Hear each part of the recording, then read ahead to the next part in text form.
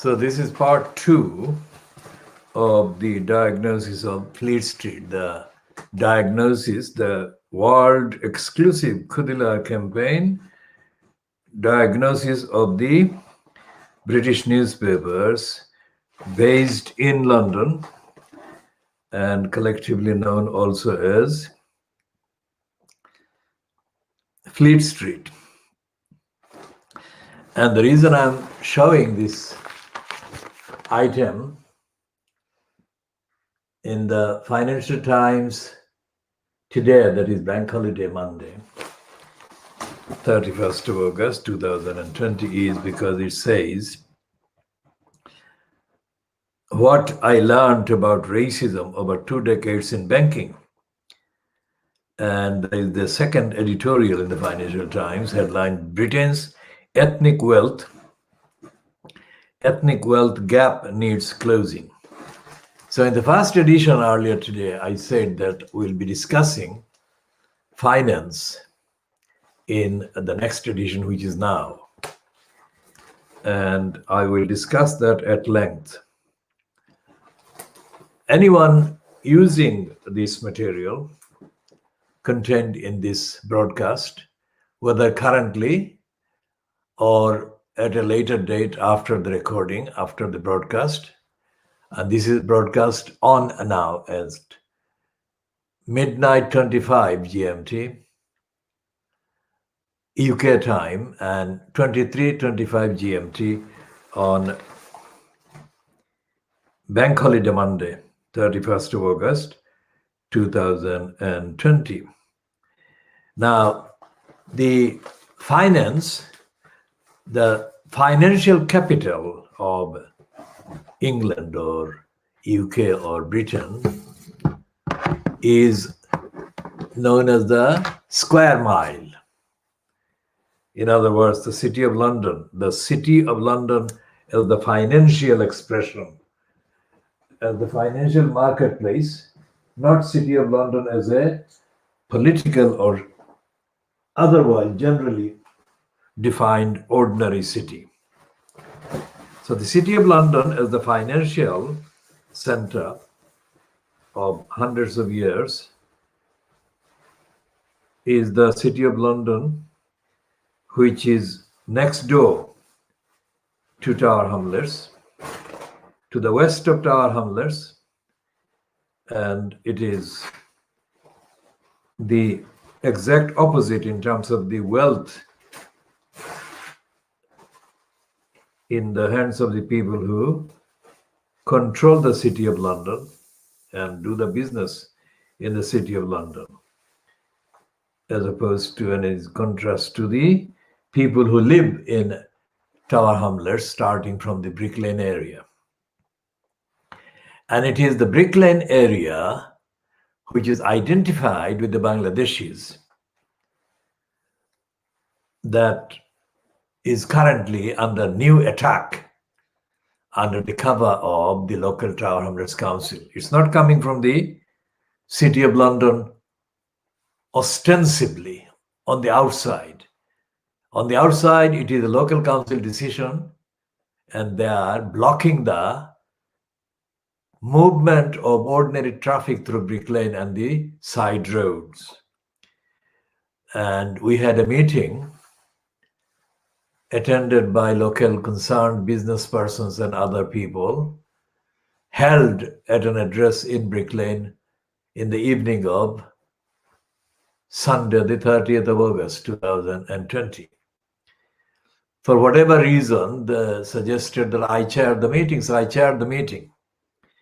And as the chair of the meeting, at one stage, I asked the participants, because that was the first meeting I know of that was held about this matter, which is the blockade imposed by John Biggs, the executive mayor in Tower Hamlets, on Brick Lane. So I asked the people at the meeting if they would agree to call the meeting as the Action Committee meeting, and that we should be doing various relevant details in due course, but that was the meeting that should be called the Action Committee. and everyone agreed with the action committee. And as a result of that agreement, I went on to say that I would be taking the movement against the John Biggs blockade on Brick Lane to the UK mainstream, however long it took, and other platforms until that blockade was removed and this attempt was ended by John Biggs fronted Tower Hamlets Council.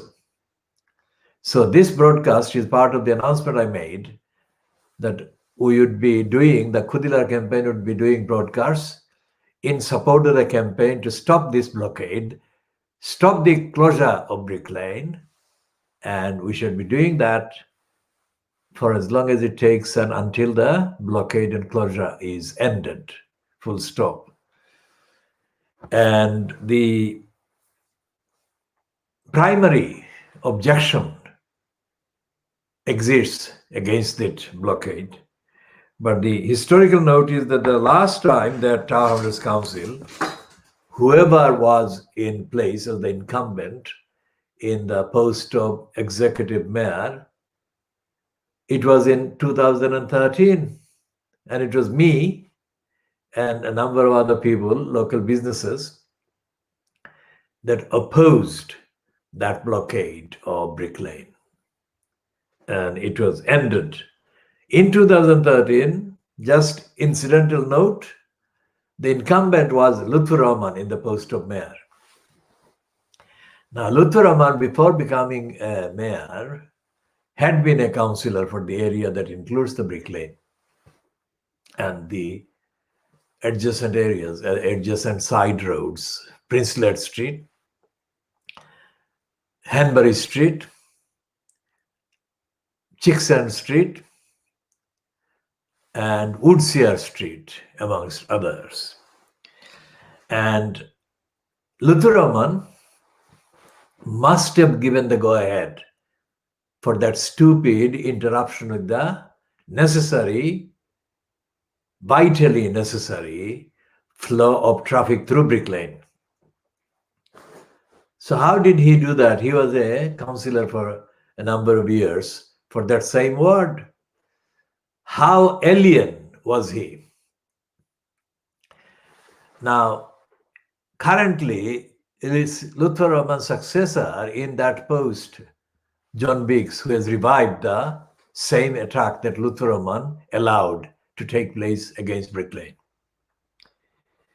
So, there are many myths that I have busted there. Lutfur Rahman was not favoring the Bangladeshi community at all, contrary to what Biggs said on BBC television on 22nd of September 2013. Now that statement he made in the same year, 2 months after we stopped Lutfur Rahman from blockading Brick Lane.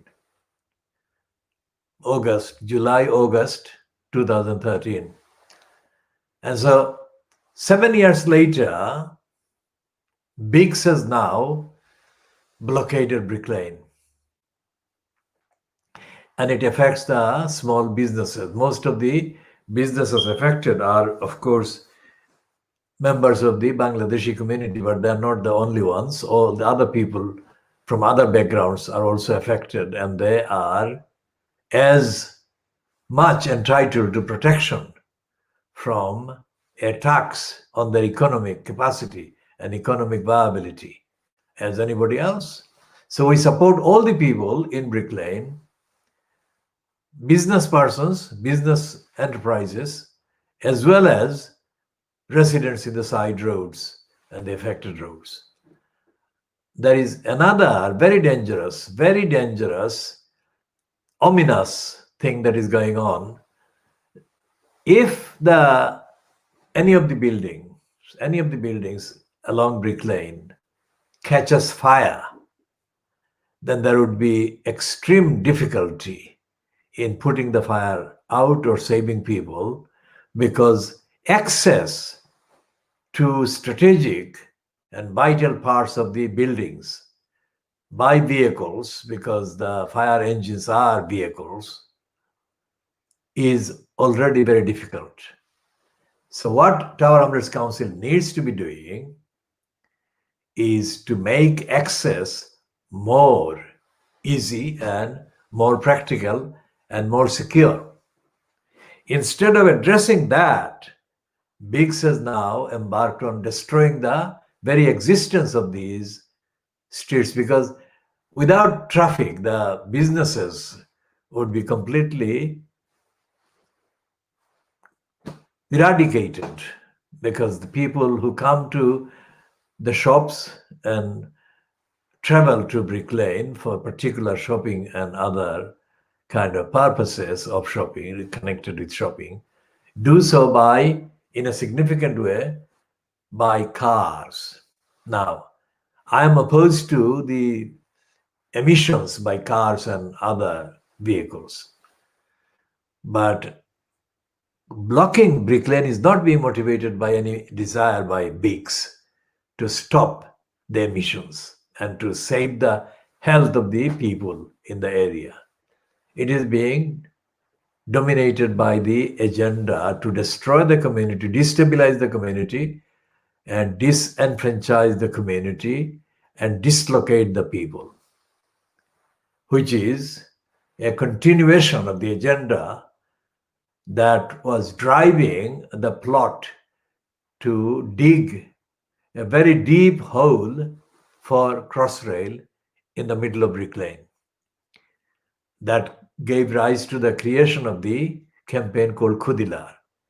And I devised the Khoodeelaar campaign soon after having a long conversation with K. Jordan in December 2003.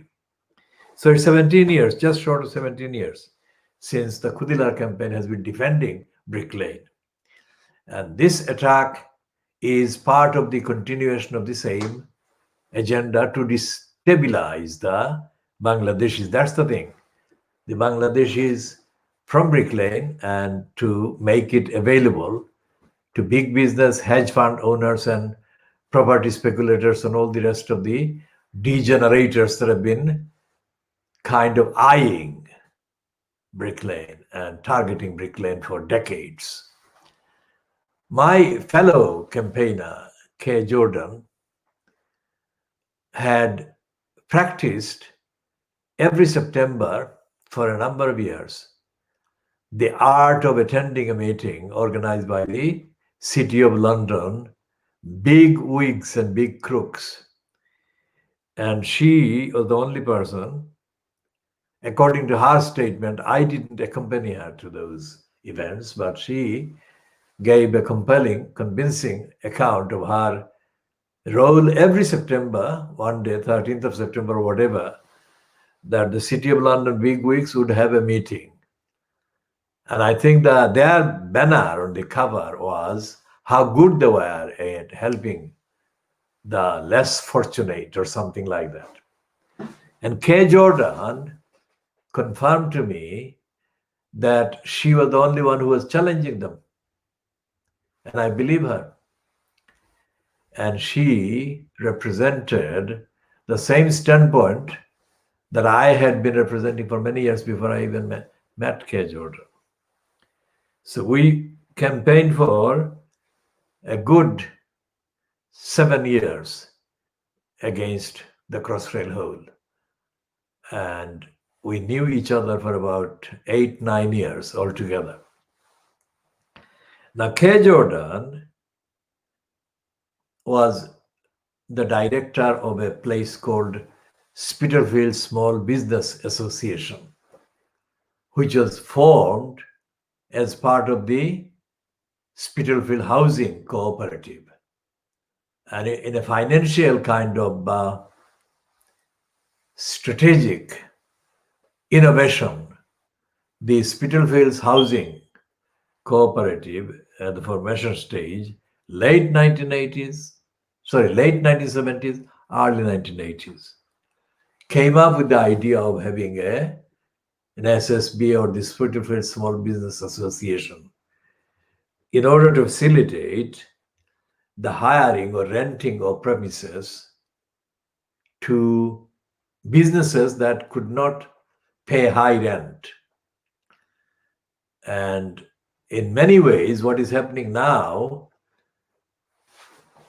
is an attempt to recreate the hostile financial environment that would practically block and bar and ban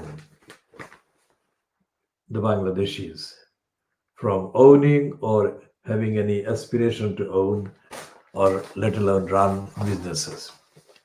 So this Financial Times editorial is typical Financial Times. Britain's ethnic wealth gap needs closing. And what I learned about racism over 2 decades in banking. That is written by Shane Ebudo.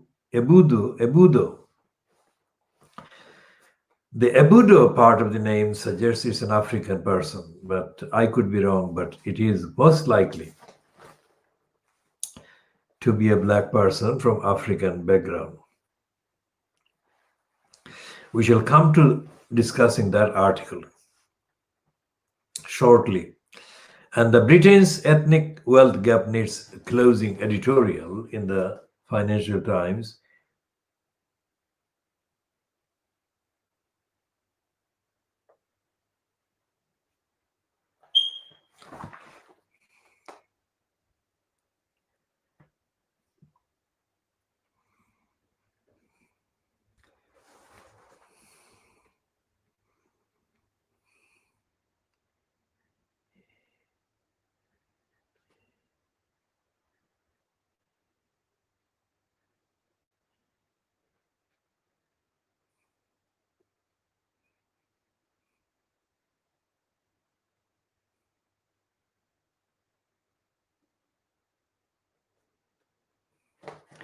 So it's a kind of preaching piece about the ethnic wealth gap that needs closing in the editorial. In the opinion piece, byline to Shane Ebudo, he says in the mid 2000s, I worked in equity sales for an investment bank in Paris. I had a client I'll call Pete, who loved to party. After one big night, we swayed tipsily on the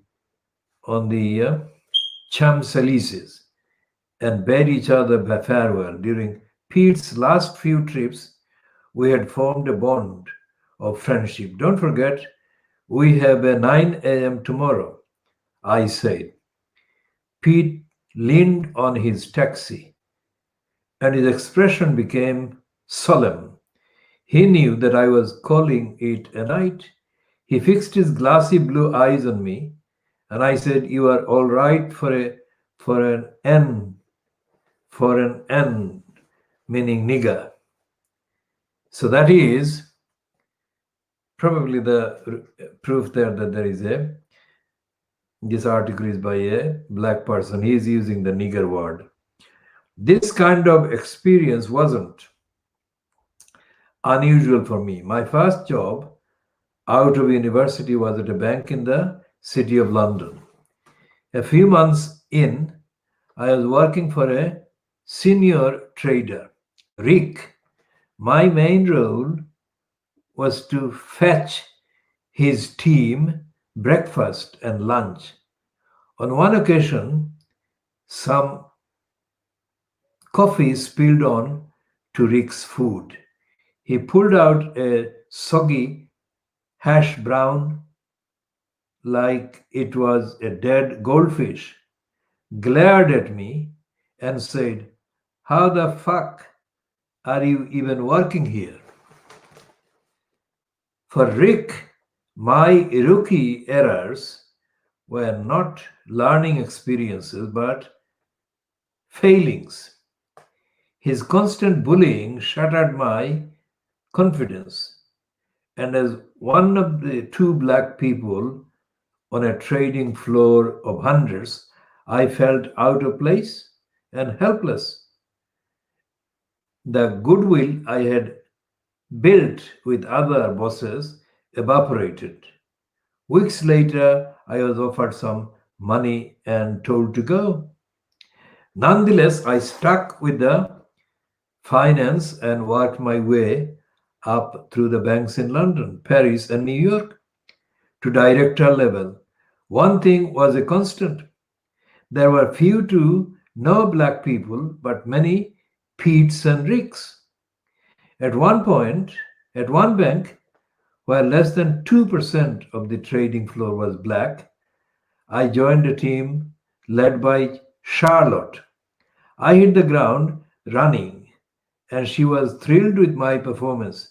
But as I rose to become one of the highest revenue generators in our group, her attitudes changed. That year, I beat my targets and brought in more revenue than Charlotte, but she paid me the lowest bonus of my team and the second lowest of my career. I complained to her boss, who agreed I had been treated unfairly, but suggested I suck it up or he would help me leave with my stock. The game was rigged. I cashed out and left. So, this is the kind of story that is being run now by the mainstream media in this country. This is the Financial Times, which has run this story for the first time, this kind of story for the first time. But the Guardian has been running almost 5 or 6 in the last few weeks.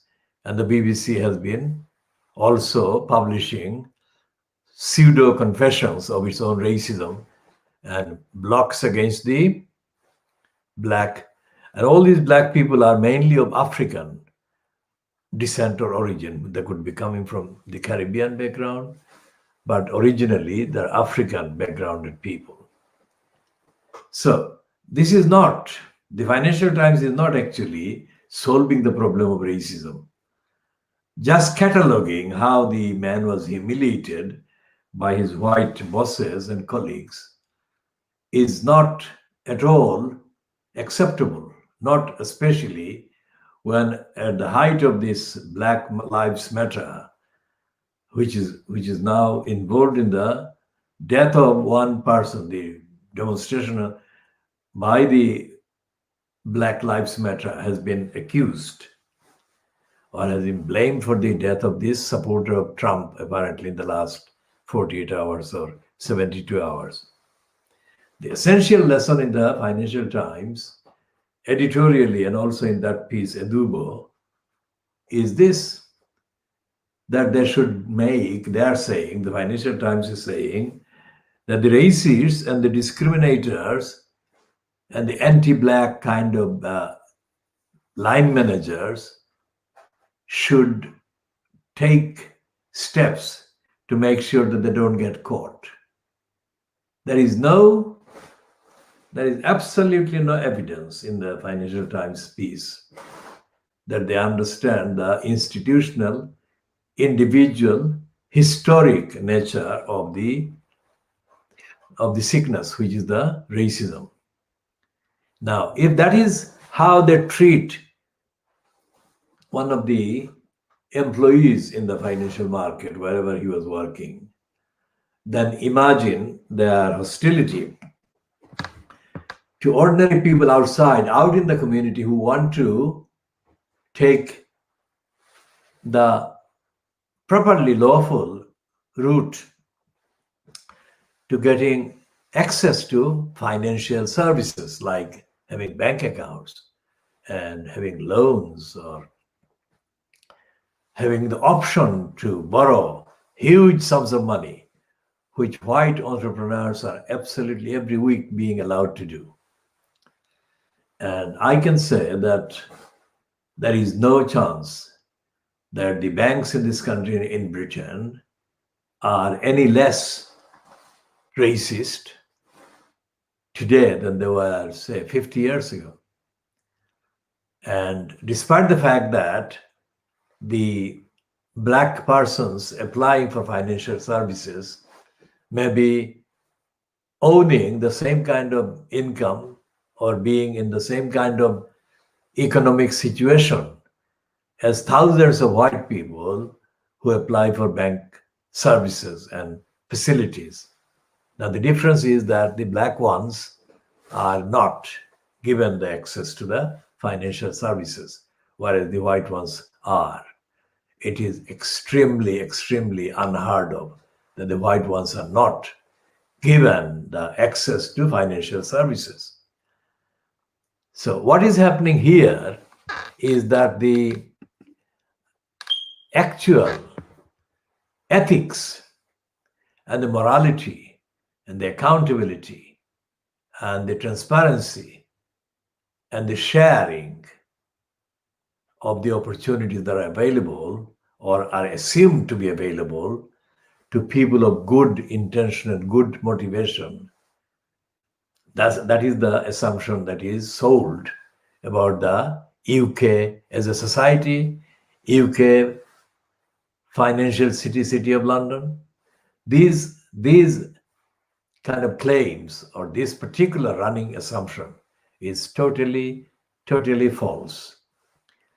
The difficulty with financial services is that there is no kind of tribunal that is itself anti-racist and rigorous and is in operation to uphold the financial rights of the litigant or the claimant.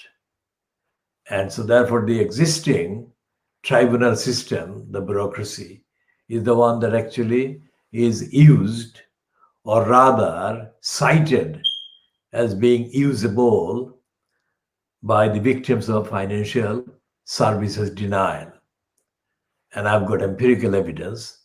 We shall be covering this in detail in another edition. But going back to the Financial Times today, the piece in the Financial Times, either the editorial opinion or the actual article by Edubo or Ebudo, this is not touching even the tiniest fraction of the problem of financial apartheid or financial black listing, literally black people listed, proscribed, obstructed institutionally in an organized way from accessing and getting the benefits of financial services.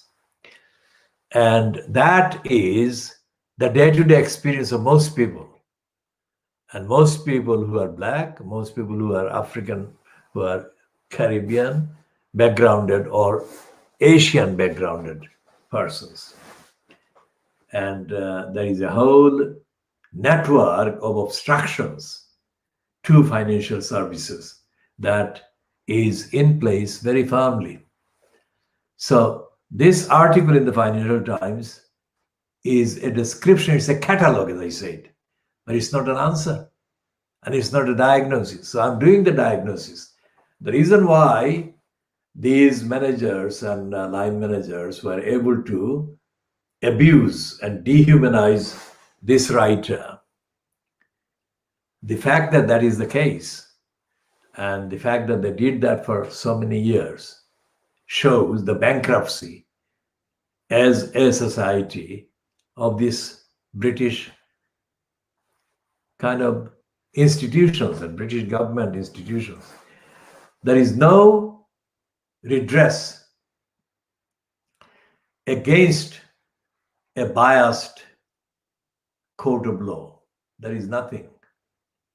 And when it comes to making complaints against individual law traders or licensed law traders, or even lower tiered courts like the magistrates court or the county court, there is no place that the victim can seek justice from any of these outfits. And the reason why the victim cannot seek justice is connected with the totally corruptly constituted bodies like these ones. The bodies for licensed law traders to scrutinize their behavior. That one for the barristers is called the Bar Standards Board. But there is the other one before that, is the Legal Ombudsman. The Legal Ombudsman is the place where you apply for redress against misconducting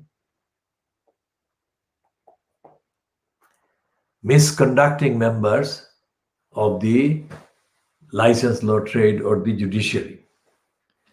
And so therefore, if a bank has discriminated against a black person at any level and has refused, or if more than one bank have refused financial service like bank account and that kind of basic stuff to a person, then the person has no redress available to them by going to the court system, which is formidably prohibitive and obstructive and oppressively unavailable.